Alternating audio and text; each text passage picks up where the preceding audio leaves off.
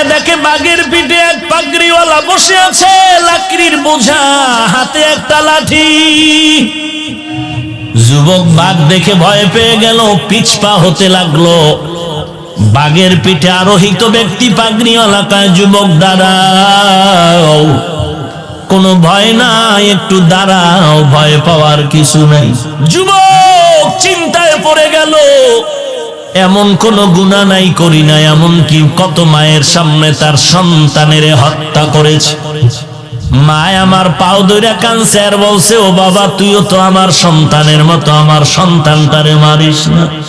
কার কান্না কে শুনে মায়ের সামনে কত সন্তানরে আমি টুকরো টুকরো করে জবাই করে ফেললাম। কিন্তু যাদের নিয়ে আমি বাহাদুরি করেছি, ডানে নাই বামে নাই, কেমন যেন এতিম এতিম একা একা হয়ে যাচ্ছে।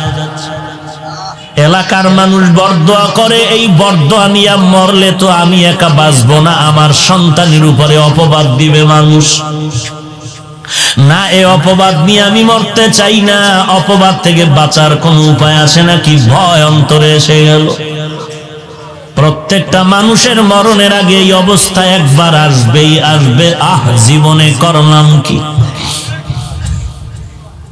আল্লাহর বান্দা ভাবতে না ভাবতে হঠাৎ করে শুনে মসজিদের মিনারায় ফজরের আজানের আওয়াজ। আজানের আওয়াজটা শুনে যুবকের হৃদয়টা কেড়ে নিল এত মধুর আওয়াজ। যুবকের মনটা চুম্বকের মতো টান দিয়েছে, আল্লাহর ঘরে আমি যাব। এতদিন আমাকে কত হুজুর ডাকছে, মসজিদে যাই নাই, কিন্তু আজকে ফজরের আজান আমার হৃদয়টারে কেড়ে নিল। ফজরের আজান, মজা লাগতেছে, মসজিদে যাব। কুদরত কার? মাইয়াহদিল্লাহু ফাহুয়াল মুহতাদ ওয়া মান ইউদ্লিল ফালান তাজিদা লাহু ওয়ালিয়াম মুরশিদা। আল্লাহ যাকে হেদায়েত দিবেন হেদায়েত পেয়ে যাবে, যার কপাল খারাপ সে হেদায়েত পাবে দূরের কথা, হেদায়েত পাওয়ার মতো কোনো মুরব্বিও খুঁজে পাবে না। যুবকের মনটা কেড়ে নিল আজান, ফজরের আজান বড় মায়ার আজান। এই জন্য নবীর তরিকা সুন্নাত হলো মুয়াজ্জিন সাহেব ফজরের আজান যেন বিনা ওযুতে না দাও। ফজরের আজানটা তুমি ওযুর সাথে দাও। ফজরের আজানটা তো করুণ আওয়াজ। যারা আল্লাহর মোহাব্বতে আজান দিবে, ওই বান্দার আজানের আকর্ষণে বেনামাজিও মসজিদে নামাজে যাবে। বিনা ওযুতে নয়, ওযুর সাথে আজান দাও। নবীর তরিকা মতে চলবে, দেখবা বরকত বাড়তেই থাকবে, কমবে না। এরে নবীর উম্মতের দল, যুবক এবার একটু শার্ট পরিয়া আস্তে আস্তে করে বের হয় মসজিদের দিকে রওনা। আল্লাহর নবীকে আল্লাহ বলেন, উম্মতের জানায় দেন, যারা আমি আল্লাহকে পাওয়ার জন্য এক বিঘা তাগায়, আমি আল্লাহর রহমত তার দিকে এক হাত আগায় যায়। যেই বান্দা আমি আল্লাহ পাওয়ার জন্য এক হাত আগায় যায়, আমি আল্লাহর রহমত তার দিকে দুই হাত আগায় যায়। যেই বান্দা আল্লাহ পাওয়ার জন্য হেঁটে হেঁটে আগায়, আল্লাহ পাকের রহমত ওই বান্দার দিকে দ্রুত গতিতে দৌড়ায়। আয় বেরাদার দূরে বাসা জিয়ারে বদ, ইয়ারে বদ বদ তর বুয়াদ মারে বদ, মারে বদ তন হাতরা বার যা জানাত, ইয়ারে বদ বর জানে ইমানত জানাত। এরে নবীর উম্মতির দল, যেই বান্দা মদিনার নবীর মোহাব্বত একবার পেয়েছে, ওই বান্দা নবীকে না দেখাও দান দান শহীদ করেছে। যেই বান্দা মদিনার ঘেরান একবার পেয়েছে ওই বান্দা মদিনার জন্য পাগল হয়েছে। গর্তের পিপিলিকা আল্লাহর কাছে বলে, মালিক একটু তুমি তা বাইতুল্লাহ ঘরটা দেখাও, মদিনার নবীর রওজাটা দেখাও।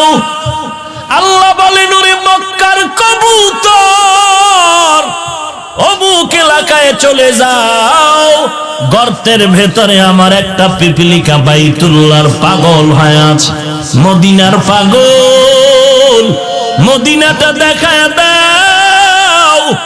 আল্লাহর অর্ডার, মদিনার আরবের কবুতর রওনা হয়ে গেল। ওরে বান্দা, যার মধ্যে দিলের মধ্যে তামান্না তৈরি করো, তামান্না তৈরি করো। বাচ্চা তো মা কয়া ডাকে, আম্মু কয়া ডাকে, আম্মু কয়া ডাকে। মায় কিন্তু প্রথম ডাকটাই শুনতে পেরেছে কিন্তু জবাব দেয় না, কারণ মায়ের দিলটা এমন। মা মা কয়া বাচ্চা যখন ডাকে মায়ের কলিজায় বড় মহব্বত জন্ম নেয়। মা এই জন্য একবার ডাকে সাড়া দেয় না, মা চায় বারবার বারবার যেন বান্দা আমাকে ডাকে, সন্তান আমাকে মা মা কয়ে ডাকে।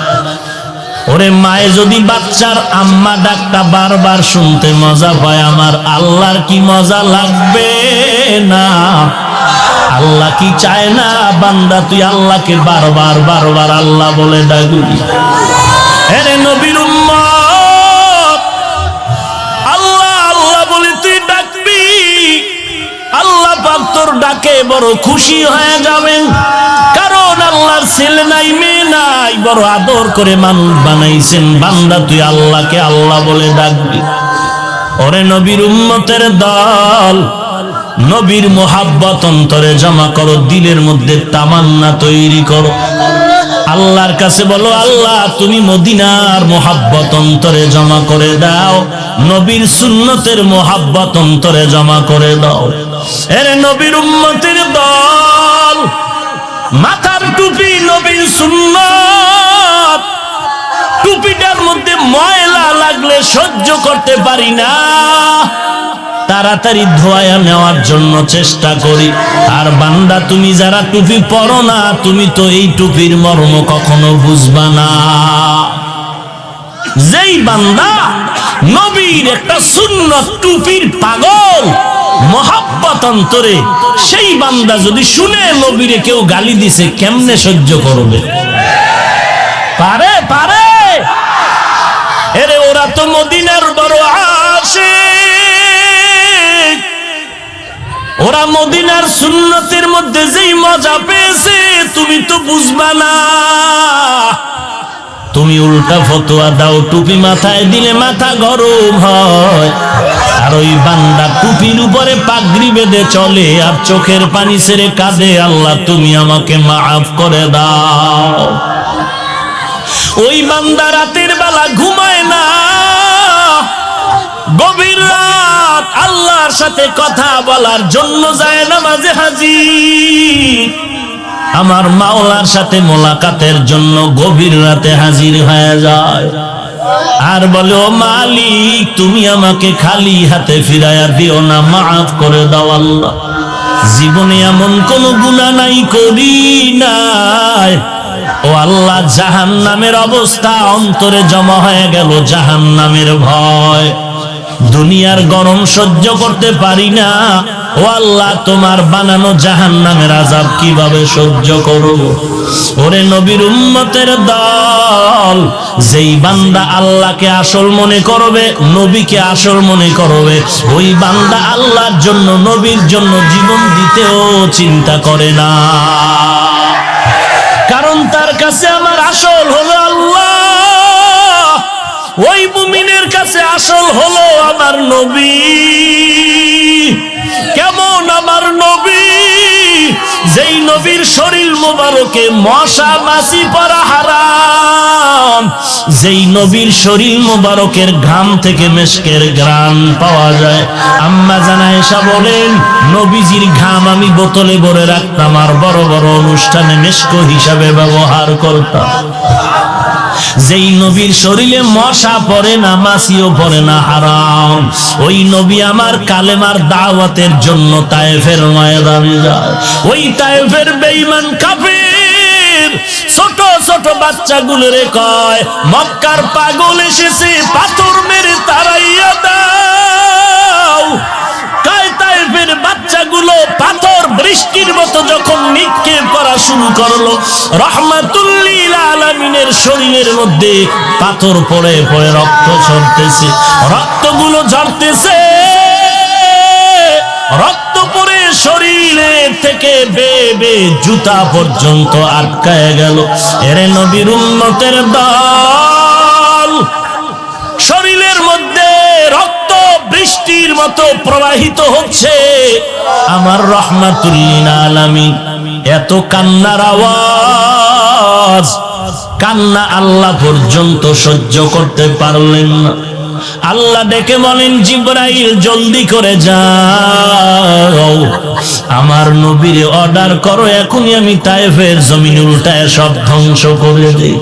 কেমন মায়ার নবী আমার, কেমন দয়ার নবী আমার। জিবরাইল বলা মাত্র নবী বলেন, মারবা না, ওরা আমাকে চিনে না, যদি চিনতো আমাকে ওরা পাথর মেরে রক্ত ঝরাতো না। সেই নবীর দিন আজ কোথায় রে মুমিন? কোথায় গেল নবীর সে আদর্শ রে মুমিন? আজকে তুমি মুসলমান দাবি করো, তোমার চলাফেরায় নবীর সুন্নাত নাই। আল্লাহকে ভয় করো, আল্লাহর ভয় যতদিন পর্যন্ত আসবে না আমলের আগ্রহ হবে না। আর আল্লাহর ভয় অন্তরে ততদিন পর্যন্ত আসবে না যতদিন পর্যন্ত একজন আল্লাহওয়ালার বন্ধু হতে না পারবা। আল্লাহওয়ালার বন্ধু হয়ে যাও, আল্লাহর ভয় অন্তরের মধ্যে ঢুকাও, গুনাহ ছেড়ে তুমি নেক আমলের জন্য সামন দিকে আগাও। যুবক মসজিদে রওয়ানা, নামাজ আদায় করবে, দিলটা নরম হয়ে গেল। ইমাম সাহেব ওযু করতে এসে দেখে এলাকার বড় চাঁদাবাজ সন্ত্রাসী মসজিদের বারান্দা। ইমাম ভয় পেয়ে গেল। যুবক বলে, ভয় পেও না, আমি আজ গরম মেজাজ নিয়ে আসি নাই, দুর্বল নিয়ে আসি, তওবার নিয়তে আসি। ইমাম সাহেব ওযু শিখাইয়া দিলেন। যুবক ওযু করে নামাজের মুসাল্লায় দাঁড়ায় গেল। নামাজ আনতে ইমাম সাহেব যুবকের নিয়ে কামরায় নিয়ে বলে, যুবক কি চাও? বলে, আমি তওবা করে দিনের পথে চলতে চাই। ইমাম সাহেব বলেন, তুমি তওবা করো আর একজন খাঁটি আল্লাহওয়ালার সাথে সম্পর্ক জোড়ায় দাও। কই পাই আল্লাহওয়ালা? চিনি না। বলে, যাও অমুক এলাকায় জংলার কিনারা একজন আল্লাহওয়ালা আছে, তার সাথে বন্ধুত্ব তৈরি করো। আল্লাহর বান্দা রওয়ানা ওই এলাকায় খুঁজতে খুঁজতে খুঁজতে খুঁজতে চলে গেলেন একজন আল্লাহওয়ালার সন্ধান পাওয়ার জন্য। আল্লাহওয়ালার সন্ধান পেতে গিয়া ওই আল্লাহওয়ালার বাড়ির দরজায় দাঁড়ায় গেলেন। খবর পাইলেন এই বাড়িটা আল্লাহওয়ালার বাড়ি। সালাম দিয়া ডাকলেন, ঘরের মধ্যে কে আছেন? আমি এক আগন্তুক যুবক, একটু কথা আছে। ঘরের থেকে আওয়াজ নাই। আবার যুবক ডাক দিল, কোনো সাড়া নাই। আবার ডাক, সাড়া নাই। একটু কঠিন আওয়াজ দিয়া বলল, ঘরে কি কেউ নাই? হঠাৎ করে একটা মহিলার কণ্ঠ ভেসে আসলো। ডাক দিয়া বলে, কে তুমি? আমি যুবক, কি চাও? বলে, এই বাড়ির আল্লাহওয়ালার কাছে আমি বায়াত হতে চাই। মহিলা কর্কশ মেজাজ নিয়ে কিছু বাজে কথা যুবকের বলল, যেন এখানে না থাকে। নতুন যুবক, দিন চিনি না, হঠাৎ এই মহিলার বাজে কথা শুনে মনটা খারাপ। বিদায় হয়ে যাবে, পথিমধ্যে একজন পরিচিত আল্লাহর এক বান্দা আল্লাহওয়ালার বন্ধুবর ডেকে বলে, কই যাও? আসছিলাম আল্লাহর ওলির সাথে মোলাকাতের জন্য, ঘরের ব্যবহার ভালো না, ফেরত যাই। বলে, দাঁড়াও, আমরা আল্লাহওয়ালাকে চিনি, তার ব্যবহার বলো খারাপ নয়, বিবির ব্যবহার খারাপ হলেও আল্লাহওয়ালা একজন খাঁটি আল্লাহওয়ালা, দেখা করে তার উপরে যাও। যুবক বলে, কোথায়? বলে এজন আল্লাহর বলি বড় গরিব, জঙ্গলের মধ্যে কাঠ কেটে কেটে মাথায় করে বাজারে নিয়ে বিক্রি করে তারপরে তার জিন্দেগি চালায়। তুমি রাস্তার কিনারায় দাঁড়াও, ওই আল্লাহর ওলি এই পথে আসবে, তোমার সাথে মোলাকাত হয়ে যাবে। যুবক রাস্তার ধারে দাঁড়িয়ে গেল, কিছুক্ষণ পর তাকায় দেখে একটা বাঘের পিঠে পাগড়িওয়ালা বুজুর্গ বসে আছে। যুবক তাকায় দেখে বাঘের পিঠে এক পাগড়িওয়ালা বসে আছে, লাকড়ির বোঝা, হাতে একটা লাঠি। যুবক বাঘ দেখে ভয় পেয়ে গেল, পিছপা হতে লাগলো। বাঘের পিঠে আরোহিত ব্যক্তি পাগড়িওয়ালা কয়, যুবক দাঁড়াও, কোনো ভয় নাই, একটু দাঁড়াও, ভয় পাওয়ার কিছু নাই। যুবক দাঁড়ায় গেল। আল্লাহর ওলি কিনারায় আসলেন, তাকায় দেখতেছে ওই আল্লাহর ওলির হাতে যে লাঠি দেখছিলাম, এটা লাঠি না, জংলার বড় একটা সাপ। যুবক ডাক দিয়া বলেন, ও আল্লাহর ওলি, আপনার কাছে আসছি, কথা পরে আগে জবাব দেন, স্ত্রীর ব্যবহার এত খারাপ কেন, ছেড়ে দেন না কেন? আল্লাহর ওলির নাম আবুল হাসান। ডেকে বলেন, ও যুবক, তুমি আমার বিবির ব্যবহার কয়দিন শুনেছো? বলে একদিনও না। কয় ঘন্টা? বলে ঘন্টাও না। মাত্র আধা মিনিট শুনেছি। বলে এতেই তুমি একটু দুর্বল হয়ে গেছো। আর আমি আবুল হাসানের জিন্দেগির 3 ভাগের 2 অংশ শেষ। আমার এই বিবির ব্যবহারে কোনোদিন মনটা খারাপ করি নাই। আল্লাহর দরবারে সবর এখতিয়ার করে কান্না করে দোয়া করেছি। ও যুবক, তাকায়া দেখ, ওই বিবির ব্যবহারে আমি ধৈর্য ধারণ করার কিনারায় থাকার কারণে আজ আল্লাহ দয়া করে এই বাঘ আমার গোলাম বানিয়েছেন, সাপ হাতের লাঠি আল্লাহ বানায় দিয়েছে। আউলিয়ারা কারে উকবা ইখতিয়ার, জাহেলারা কারে দুনিয়া ইখতিয়ার। মাইলে মোমেন সোয়ে মোমেন মিশাওয়াত, মাইলে কাফের সোয়ে কাফের মিশাওয়াত। يا أيها الذين آمنوا اتقوا الله وقولوا قولا سديدا يصلح لكم أعمالكم ويغفر لكم ذنوبكم ومن يطع الله ورسوله فقد فاز فوزا عظيما। 1 নম্বরে আল্লাহকে ভয় করো, 2 নম্বরে বান্দা জবানের হেফাজত করো। আল্লাহর ভয় যতক্ষণে আসবে না ততক্ষণ জবানটা হেফাজত করা সম্ভব হবে না। আল্লাহকে ভয় করার মানে আল্লাহর ভয়ঙ্কর আযাবের ভয় করো, কারণ আল্লাহর ভয়ঙ্কর আযাব সহ্য করার শক্তি জমিনে কারো নাই। আল্লাহ পাকের আযাব বড় ভয়ঙ্কর, সহ্য করার শক্তি কারো নাই। এই আযাব আল্লাহ কাকে দিবেন? যারা গুনাহ নিয়ে কবর দেশে যাবে তাদের জন্য এই আযাব। আল্লাহর কাছে তওবা করো রে মালিক, জিন্দেগিতে গুনাহ কম করি নাই, তবে আজ তওবার দরওয়াজায় ফিরতে চাই। জীবনে আমি তাকায় দেখলাম আমার আমল নামা গুনাহ ছাড়া আর কোনো নেক আমল নাই।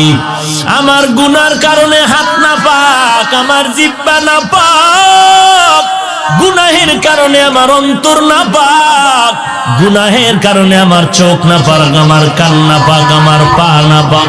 ও দয়ার মালিক, এই ময়দানে আমার মতো যেমন গুনাহগার কেউ নাই, আপনার মতো দয়াময় আর কেউ নাই রে আল্লাহ। আপনি তো পারবেন ক্ষমা করতে, ক্ষমা করার আর ক্ষমতা কারো নাই। ও আল্লাহ, আজকে এই ময়দানে তওবার দরওয়াজায় ফিরতে চাই রে মালিক, তুমি আমাকে মাফ করে দাও। গুনাহ নিয়ে কবরে যেতে চাই না, কবরের আযাব সহ্য করতে পারবো না। আয় আল্লাহ, তুমি আমাকে মাফ করে দাও। এর যুবক, ও পর্দার আড়ালের মা, দুনিয়াটা কয়দিনের জন্য বাহাদুরি করবি রে বাবা?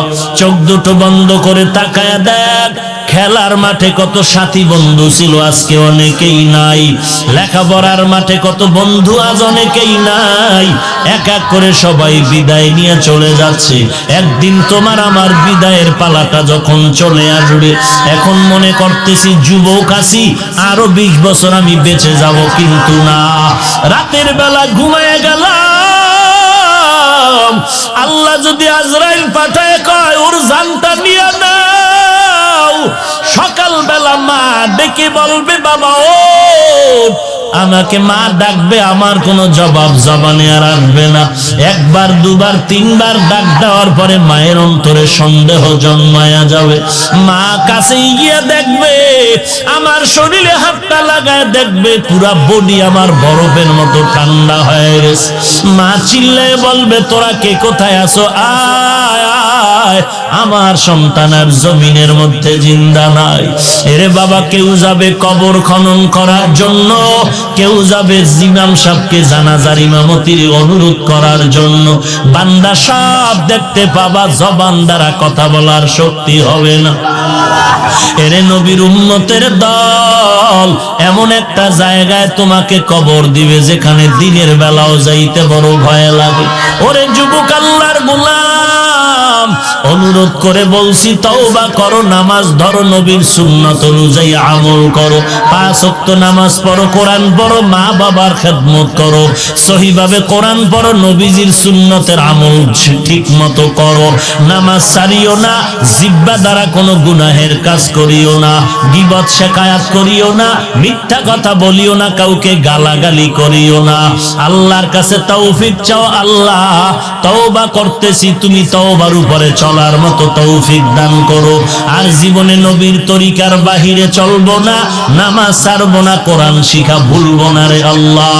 আর কোনদিন নবীর বিরুদ্ধাচরণ করব না, ওলামায়ে কেরামের বিরোধিতা করব না। যদি বান্দা গলায় ছুরি আসে মরে যাব, তারপরও নবীর বিরুদ্ধে যাব না। এমন খাঁটি তওবা করার যদি নিয়ত হয়, খাঁটি তওবার নিয়তে দুটো হাত আল্লাহকে দেখায় দাও।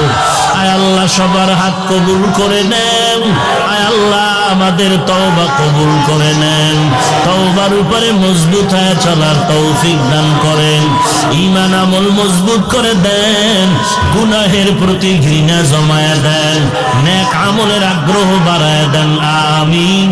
আলহামদুলিল্লাহি রাব্বিল আলামিন, ওয়াসসালাতু ওয়াসসালামু আলা সাইয়্যিদিল আম্বিয়া ওয়াল মুরসালিন ওয়া আলা আলিহি ওয়া আসহাবিহি আজমাইন।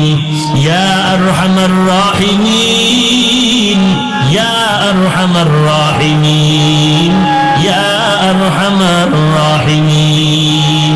সবাই মুহাব্বতে মা বাবার জন্য দোয়াটা পড়েন, রব্বির হামহুমা কামা রব্বায়ানি সগীরা, রব্বির হামহুমা কামা রব্বায়ানি সগীরা। बता हमको तेरे राह की तरफ है, तेरे राह पर चला हमको खुदाया, बेगुनाह न गुज़श्त बरमा साआते, बाहुजूरे दिल न कर दम ताअते। या इलाही मुझसे मुझको दूर कर, ताकि देखो मुझ में तुझको एक नजर। ओ दयार मालिक, कुदरतेर नजर दिया ताकाय देखें अल्लाह। এই ময়দানে কত উলামায়ে কেরাম হাজির, সাদা দাড়িওয়ালা হাজী সাহেবরা হাত তুলেছে। আয় আল্লাহ, কত ব্যবসায়ী, কত চাকরিজীবী, কত ছাত্র ভাই, যুবক ভাইয়েরা হাত তুলেছে। ছোট ছোট বাচ্চা, পর্দার আড়ালে কত মা বোনেরা হাত তুলেছেন। ও আল্লাহ, আপনার মতো দয়া মায়ার কেউ নাই। নাই, আমাদের মতো গুনাহগার কেউ নাই। মেহেরবানি করে নবীজির মহাব্বতে সকলের সব গুনাহগুলো মাফ করে দেন। আজকের মাহফিল কবুল করে নেন। উলামায়ে কেরামদের আলোচনার ভুল ত্রুটি ক্ষমা করে দেন। সহি তরিকায় আমল করার তৌফিক দান করেন। সারা দুনিয়াতে শান্তি দান করেন। বাংলাদেশ শান্তির দেশ বানায় দেন। আয় আল্লাহ, দেশের জন্য, দিনের জন্য যারা জীবন দিল তাদের মাফ করে দেন। এখনো যারা চেষ্টা করে কবুল করে নেন।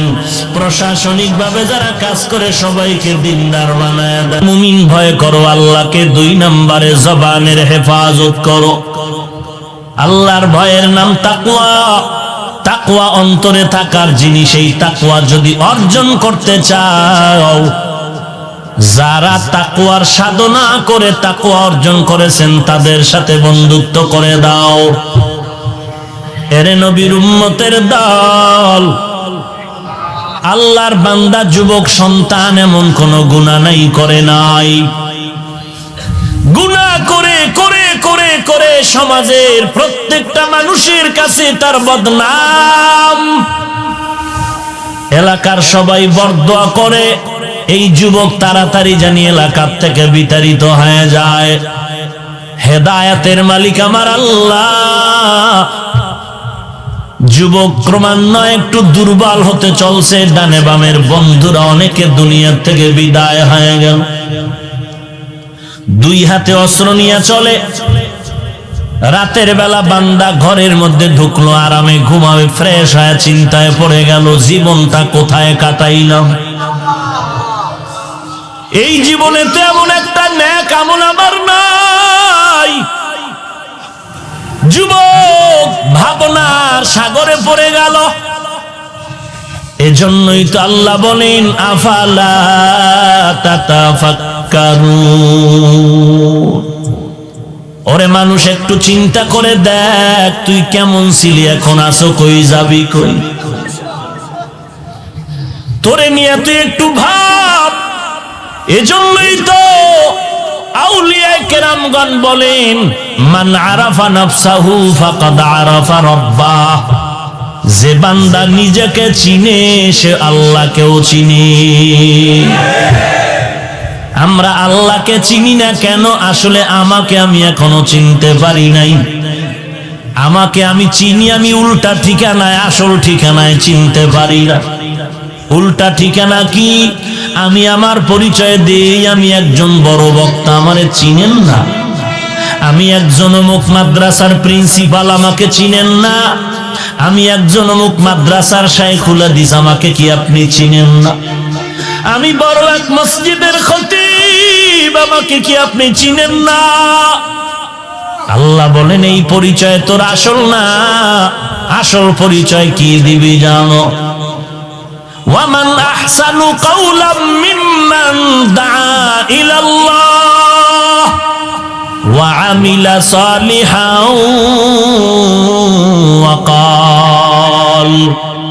وَقَالَ إِنَّنِي مِنَ الْمُسْلِمِينَ।